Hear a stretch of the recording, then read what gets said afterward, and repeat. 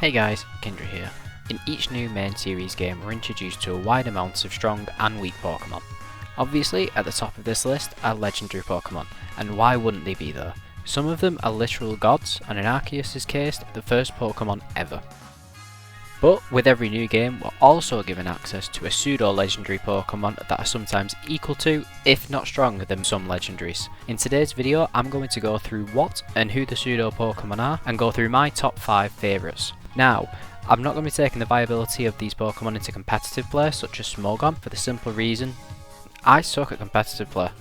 It's not what I enjoy to do, but if you do, that's fine. As always, don't forget to subscribe and like the videos, it helps the channel out a lot, and I appreciate it as always. But anyway, let's get this video started. According to Bulbapedia, Pseudo Legendary Pokemon is a fan term commonly used to refer to any Pokemon that has a 3-stage evolution line, 1,250,000 XP at level 100, and a base stat total of exactly 600 before Mega Evolving. There are currently 9 official Pokemon considered to be a Pseudo Legendary Pokemon. These are Dragonite, Tyranitar, Salamence, Metagross, Garchomp, Hydreigon, Goodra, Kommo-o, and Dragapult. Now all of these Pokemon are amazing in terms of design and uniqueness. However, there are 5 in particular that I like more than the other 4. So let's start with... Coming in at number 5 is Dragonite. Now a lot of people will think I'm crazy for putting Dragonite so low. However, when it comes to a playthrough of Kanto, I've only actually used one in one playthrough, and that was on Fire Red, so I don't have many old memories, other than the anime and training cards. That's about it. You can obtain a Dratini by fishing with a Super Rod in the Safari Zone in Fuchsia City, evolving at level 30 into Dragonair, and then evolving again at level 55 into Dragonite. Dragonite can be an amazing member to any team, especially in Kanto with how strong Dragon types really are there. Design-wise, there's nothing wrong with this entire line, it just doesn't capture my interest as much as say someone like Hydreigon. Up next is one of the 2 pseudo Pokemon added in Hoenn. I'm talking about the real dragon in the Pokemon world with a type to go along with it, Salamence. Salamence can first be obtained as a Bagon in Meteor Falls. Then by levelling it up to level 30 it will evolve into a Shelgon, and then evolving once more at level 50 into Salamence. Now, I didn't use a Salamence in my original playthroughs of Ruby or Sapphire, or even Emerald. However, with the introduction of Mega Evolution in Gen 6 and Auras coming out, I knew I wanted to give this guy a chance just to see his Mega Evolution, and I won't lie, I hated it. I hated how long it took for him to level up. However, once my punching bag of a Shelgon hit level 50, I knew my power spike had truly begun. With the Salamence in hand, I quickly sped through the rest of my playthrough as Auras, and because of that, I'm actually considering using one in my next playthrough of Auras. Design wise, this thing's pretty cool. I like how the red and blue really work together. However, with the Mega Evolution, I really feel like they could have done a better job.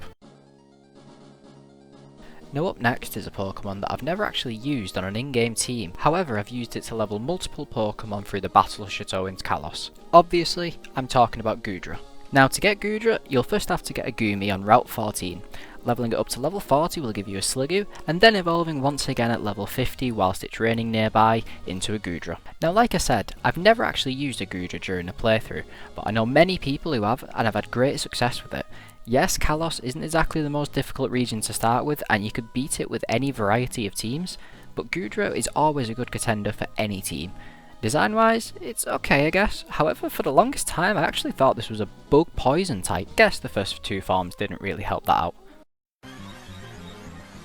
Now on the top spot is a Pokemon I didn't actually end up using in my Sinnoh playthrough, however I've used it a bunch of times in Kalos. I'm talking about the Landshark Garchomp.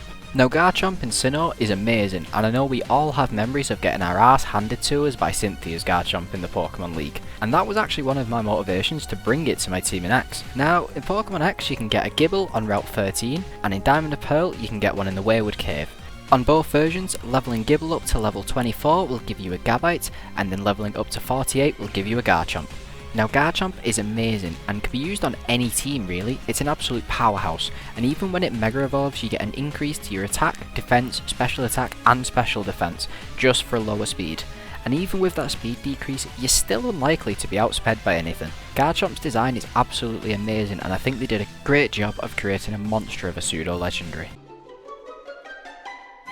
At the top spot is the other pseudo Pokemon from Hoenn, the iron-legged Metagross. Now, Ruby, Sapphire and Emerald are my favourite games in the main series, and a big reason of that is because of the amount of amazing Pokemon that they added in that region. From the starters to the legendaries, I don't actually think there's a single Pokemon from Hoenn that I don't like, but Metagross will actually always be on my overall top 5 of all Pokemon, just because of how well this entire line goes together. Now you can obtain a Beldum only once you became the champion. You go to Steven's house in Moss Deep and it'll be there on the table in front of you, and this is the same for Oras as well. From that you level it up to level 20 to get a Metang, and then further to 45 to get a Metagross.